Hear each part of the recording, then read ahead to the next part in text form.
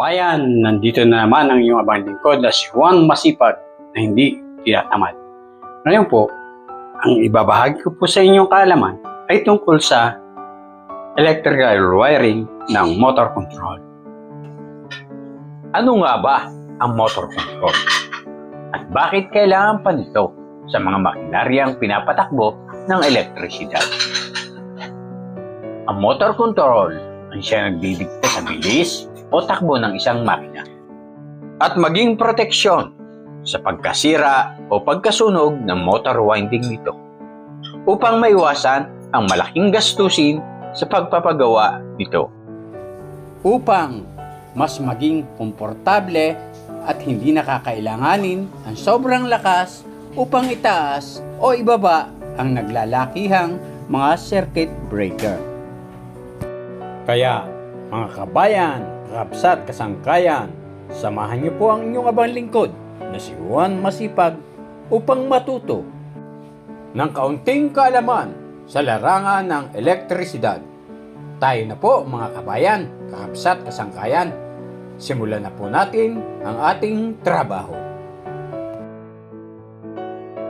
Marahil nakikita niyo po na napakagulo ng wiring nito.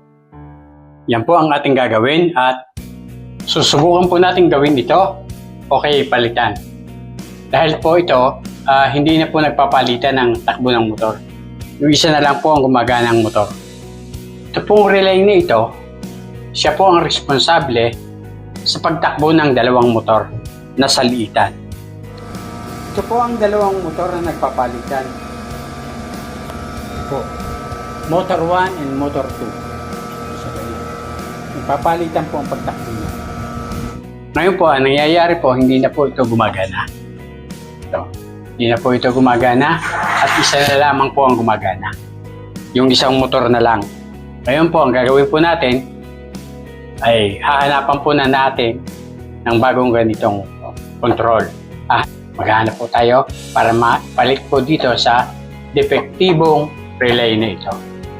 Tayo na po mga kabayan, hanapan po natin. Plot po natin ito. Yan.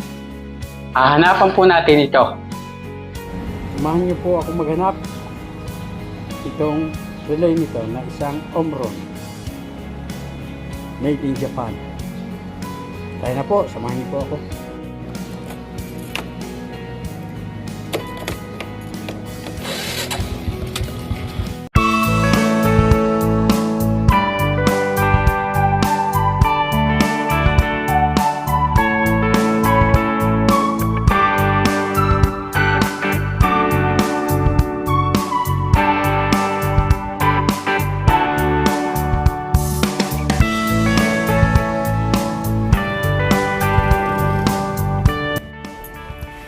Ganyan kayo?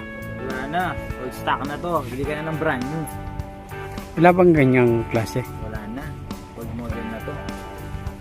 Saan pwede makakita niyan? Wala na dito. Old stock na to. Old model. Okay. Dahil sa wala po tayong mabili ng ganito, itatanggalin na lang po natin.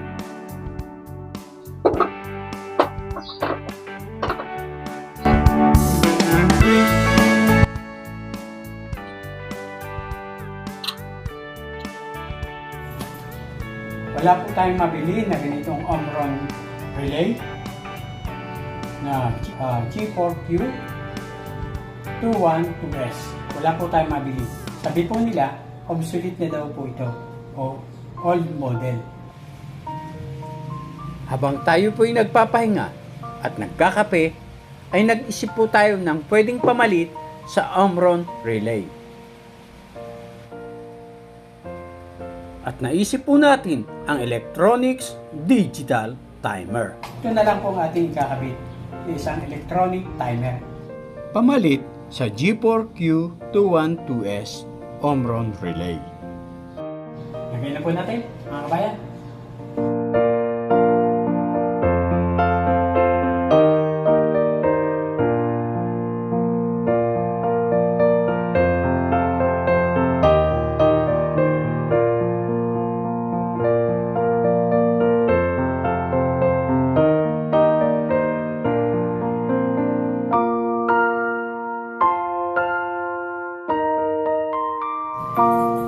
Ikabitan po natin ang timer. So, supply na lang po natin.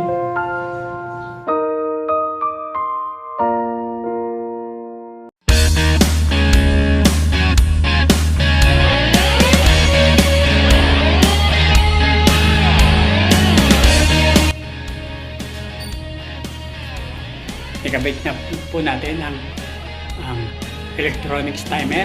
Ipinalit po natin sa Omron relay.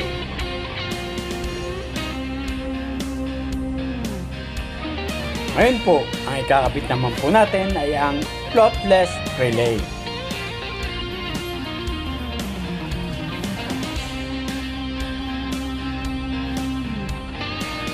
Nakabit na po natin ang base ng floatless relay. Ngayon po ay sunod naman po natin ang wiring connection.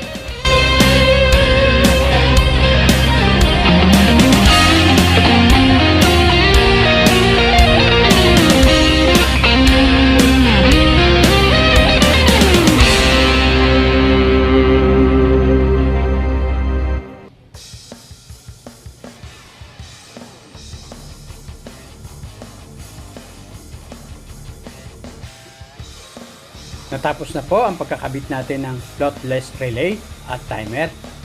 Ngayon po ay aayusin po naman natin ang magulo at buhol-buhol na wiring. Gagamit po tayo ng tie wrap upang i-bundle ito.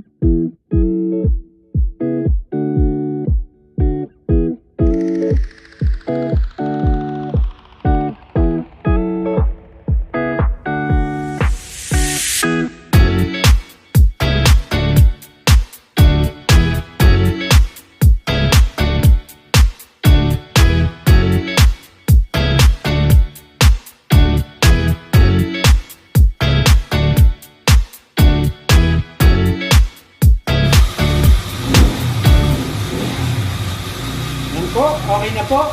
Medyo malinis na po ng konti. Ito po. Ito po yung ipinalit natin. Ito po yung kanyang flawless relay.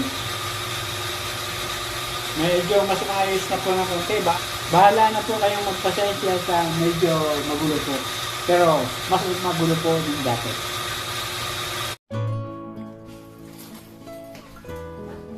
Ito ay diagram ng motor control na tatakbo ng halinhinan o alternate. Ito ang line 1, ito ang line 2. Itong linyang ito ang selector switch natin. Ito ang auto, ito ang manual. Kung halimbawa, naka-auto tayo, ganyan ang mangyayari. Dire-diretso. Ito ang electronic timer na nakalagay dun sa panel. Ito ang electronic timer. Ito. Kung halimbawa, ang tatakbo niyan, dire-diretso yan. Ang tatakbo niyan, itong magnetic contactor ng motor number 1. Ito ang magnetic contactor. Yan. Ito naman ang line 2 natin. Ito ang water level switch. Yung nasa baba, nasa may cistern tank. Yung parang may hinihilang ganun. Ito ang water. May floater. May floater. Ito naman ang floatless relay. Yung nasa tangke na may tatlong rod na E1, E2, E3. Ito naman ang overload ng magnetic contactor. Ito. Oh. Yan. Kung halimbawa naka-auto ka, ganyan ang mangyayari niyan. Yan, naka-auto. Kung halimbawa naman, itong electronic timer na ito, isinet natin ito ng every 3 hours. Kaya every 3 hours, halimbawa nakalipas 3 hours, lilipat yan dyan. Ang tatakbo naman ay ang Ito, halimbawa, water level switch. Ang water level switch, doon sa may tangke, pag puno, laging naka-connect yan. Pag puno, ito. Kasi, ang trabaho nitong water level switch ay ma-prevent yung halimbawa, bumaba ang tubig ng ating tangke sa baba. Pag naka-open yan, hindi tatakbo ngayon ang motor. May iwasan ang motor natin na tumakbo na hindi humihigop. Kaya meron tayong water level switch. Ito naman floatless relay, ito ang nakalagay sa tangke natin sa taas. Na may nakalagay na E1, E2, E3. Ito naman, mag-o-open yan kapag puno naman ang sa taas. Puno, mag-o-open yan. Pag puno, hindi tatakbo. Ibig sabihin, pag hindi tumakbo, hindi magre-refill ang tubig kasi puno eh. Pero oras na bumaba ang level nitong sa taas, magko-close yan. Aandar uli ang maaaring motor number 1 o motor number 2 ang aandar. Depende kung saan natapat. Yun. Pag naka-auto yan. Ito, hindi mo mapapatakbo ito ng sabay kapag naka-auto. Hindi mo mapapatakbo ito ng sabay. Ito. Pero pagka ito, pumunta naman tayo sa manual operation. Manual operation, ibig sabihin niya, pupunta naman dyan. Yan. Manual operation, ang mangyayari niyan, ito ang stop button, ito ang ating start button. Pag pinindot ko yan, may energize siya, magko-close dito. Magkakaroon ng connection. Kaya tatakbo niya yan ang motor number 2. Yan. Ganun yan. Pagka gusto ko naman patayin, pag pinindot ko yan, madi-disconnect, mawawala ang connection dito, hihinto yan. Ganun din dito sa motor number 1. Ngayon, kung gusto mong patakbuhin ng sabay yan, mapapatakbo mo yan ng sabay sa manual operation. Pindutin mo ito, pindutin mo itong start button, magpo-close yan, dire-diretso, aandar yan, aandar, yan. Pagka ito naman, pindutin mo rin ito, magko-connect yan, aandar ito, aandar yan. At iyan, halimbawa naman, puno na sa taas, tataas ang level, mag-o-open yan, magsa-shut off yan. Yan magsa-shut off ito. At kung halimbawa naman, kinulang ka ng tubig sa tangke sa baba, dahil mag-o-open yan. Ito, mag-o-open yan. Dahil mababa ang tubig mo para maiwasang tumakbo ang iyong motor pump para hindi masira.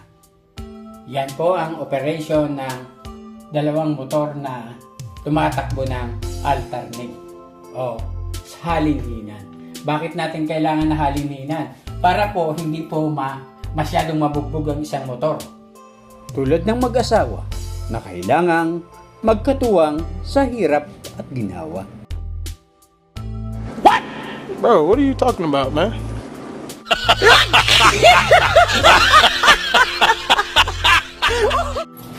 Sana po ay may natutunan na naman po kayo na kahit na munting karunungan mula sa inyong kapanlingkod na si Juan Masipag na di tinatamad. Ngayon po ay hinihiling ko po sa inyo na mag-subscribe,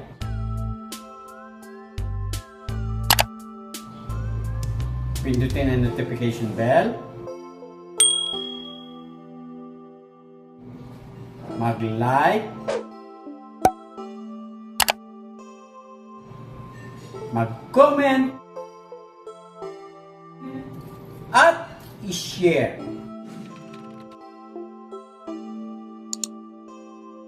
Upang maging updated po kayo para sa mga video ko pang i-upload na kapaki-pakinabang, kapupulutan ng mamunting kaalaman, at nakalilibang. Salamat po sa inyong panonood. Hanggang sa muli. Bye-bye.